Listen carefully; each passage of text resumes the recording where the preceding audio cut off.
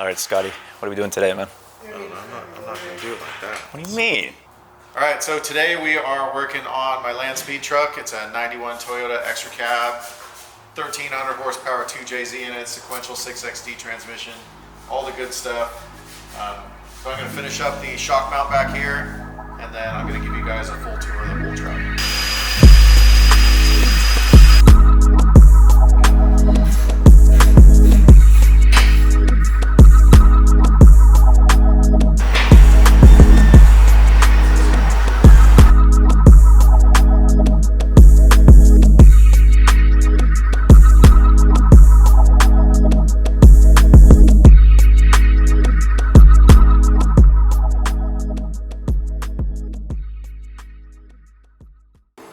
So this thing has a 3-liter 2JZ GTE built by ALC Racing Engines.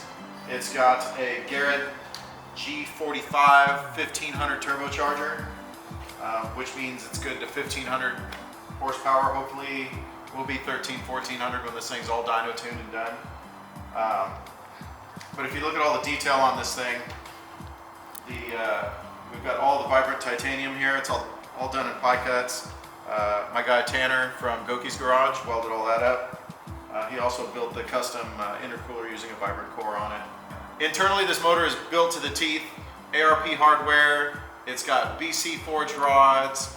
It's got BC forged crank, forged billet crank, and then it's got CP Carrillo forged pistons in it. So it's built for war inside. Ignition-wise, we've got the PRP IGN 35A coils. Those things have been tested up to 4,000 horsepower. So there should be plenty for 1,500 horsepower for what we're planning on doing here. We got the BC adjustable cam gears, PRP Billet fuel pump drive, and this thing has a Kinsler mechanical fuel pump on it. What else do we got? We got the custom Plenum Creations Billet manifold with 12 ID 2600 injectors. All right, yeah, so supporting the big Kinsler mechanical pump, you got dual radium fuel rails and then a radium fuel pressure damper here. It's a regulator and damper combined. Over here on this side, we've got the Artec stainless steel manifold holding up that big Garrett. And then heat's a big issue on when you're making big power, so we've got PTP turbo blankets made us custom lava turbo blanket for the turbine, and the exhaust is wrapped all the way to the back. So one of the cool things on this truck is I can run any kind of fuel I want. I can run pump gas, I can run E85, I can run pure methanol like we're running right now. We just go into the Nexus and we basically put a new map in for whatever we want to run. Here on the titanium tubing, you see the single tile blow-off valve. We've got a 50 millimeter blow-off valve. And then these are one of my favorite things, these are the new Vibrant Pinless HD clamps. So instead of two T-bolt clamps and a silicone coupler, you've got this unit here, and then you just push that there and it comes completely off. And then this ring comes back and there's two O-rings behind it, and it fully sealed. These things 200 PSI plus will handle. And then to put it back on, it's super simple. You just put it back together. That's pretty sick. Yeah. All the hoses on this thing are PTFE lined. And then we have the PTP fire sleeve on every single one of them. It's not totally necessary, but in a truck like this, we're not trying to save any weight, and we're trying to be as safe as possible, especially when we run methanol on it. So everything is fire sleeved on this thing. And then you'll see, if you look close, you'll see plumbing for the fire extinguisher system. There's nozzles here, there's nozzles underneath, there's one back there on the firewall, on the fuel rail. Just keeps everything safe. Right back here, we got all kinds of fun stuff. We got the Radium 26-gallon fuel cell. It's got the FCST surge system in it. It's got a built-in surge tank, triple pumps, and then that feeds the big mechanical pump up in front. You see tons of different vibrant PTFE hose, again covered in fire sleeve. Everything is covered in fire sleeve. You got the remote reservoirs for the two-way motorsport dampers.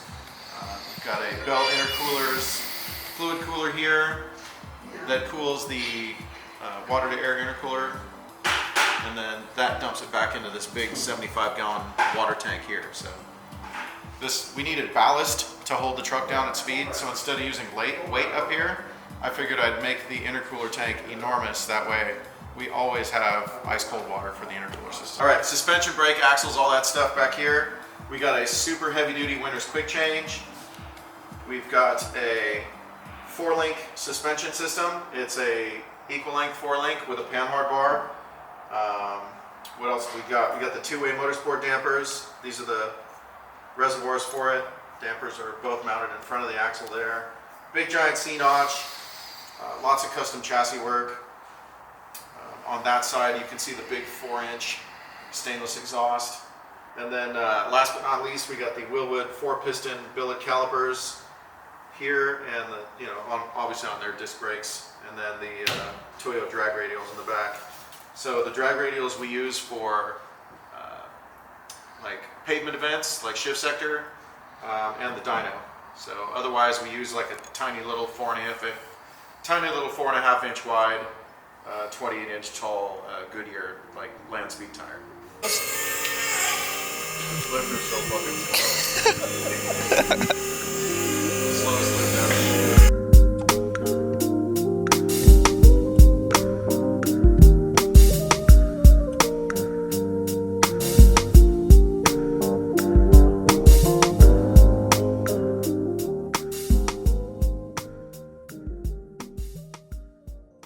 Alright, so you never see the bottom of this thing, so we're going to start with the front and then we'll go all the way to the back. But up front you can see all the stab fab steering components we got. It's got a manual stab fab rack, and then his tie rod ends on the end there. Also his custom spindle setup that he sells for these Toyota trucks with the SPC adjustable upper arms. Good. Alright, so first thing you see back here is the big SFI bell housing, and then behind that you got the 6XD 6-speed sequential billet transmission. These things are made to handle like 2,000 plus horsepower, so it's going to live forever in this truck. We won't ever have to worry about the transmission. Other stuff you see all the PTFE line with fire hose running all the way back. You can see our custom tubular suspension work and cross member here. We've got, and then this is what I was talking about up front. We got the stainless steel tubing, so it's oval here for clearance, all 4-inch, and then it's all wrapped with the PTFE lava. See all the suspension, you can see the 4-link, the motorsport dampers, the big 4-inch tubing, and you can see the custom-made Winter's quick change axle. And nice thing about this, quick change, drop the gear set in and out, 5 minutes, you get a whole new set of gears. The only part that's not really wrapped for the exhaust, which we will get to, but you can see it terminates in a 4-inch titanium vibrant muffler. All right, one thing I get asked a lot is what all this means. So at Bonneville, this is your class designation, your type of car, and the engine. So F is the engine size, that's 3 liters and under. B is blown for supercharged or turbocharged. F is fuel for like 85 or methanol. And then M is mini, mid-size pickup. And then this is my race number. 128 was taken, that's what I usually run on everything. So this is my wife's birthday, 10 of 1979. Like action, like. Action. There you go. Yeah. Run. Jog. Jog. Action. All right. So the livery on this truck is inspired by Ivan Stewart's trophy truck from back in the day. It's kind of the TRD colors, all the stripes. The only thing that's really different between his livery and mine is title sponsor, like Amsoil is my title sponsor with lubricants and cleaners and all kinds of stuff. And then, Toyo tires instead of being Goodrich, et cetera, et cetera, et cetera. But it's kind of an homage to Ivan Iron Man Stewart. All right, so you'll notice the only aerodynamic improvement on this truck is the roof rails. And these are actually required by the rules. Something about when you get sideways, it stops the air from just rolling over the truck, and it assists in keeping the truck from rolling at speed. But it's also a benefit for this truck, because instead of the air spilling over the sides of the truck as you're going fast, it keeps it flowing over the back of the truck. But otherwise, For this class, you have to have a completely stock body. You have to have the factory headlights, doors, everything. You're allowed to take things off like mirrors, trim, but other than that, it has to stay totally stock. So I'll show you guys what's going on inside here. As soon as you open the door, you see the big roll cage. So it's got a Pro Mod style roll cage with a full head containment set up on it. You know, X bars here. Got Alcantara covers for the roll bar padding. Got the sawbelt race wheel here. It's a D wheel, so I got a little extra room for my legs. And then you got the sawbelt X-pad seat with full head containment on it. All right, so all the goodies on the dashboard. You got the Haltech IC7 dash, and we recessed it into what's left of the factory dashboard here. You can see the indicator for the 6XD transmission right here. All the brake assembly and everything is inside, really easy to service. You get the master cylinders right here. There's a Wilwood hanging pedal assembly. You've got the Bosch Motorsports pedal here for the drive-by-wire. Engine management, it's all right here. This is a kind of a 2-in-1 unit. It's the Nexus R5 from Haltech, and this handles PDM and ECU functions. And then you see we've got another PD16 Haltech PDM up there. So there's so many things going on in this truck that we had to have 2 PDMs to run it. You see the dual Safecraft fire extinguishers there. Those are all plumbed into the truck. One of them is dedicated for the inside of the truck, and one of them is dedicated for the engine bay of the truck. So, big hint that there's a series transmission in here. You got the 6XD billet tower here with the carbon fiber shift lever. So Banks provided these iDash Data Monster gauges here, and they provide us with all the atmospheric data, speed. They've got all their own sensors up front, including their air mouse, which measures air pressure, air density, and everything else up front. You can see the head containment stuff up close.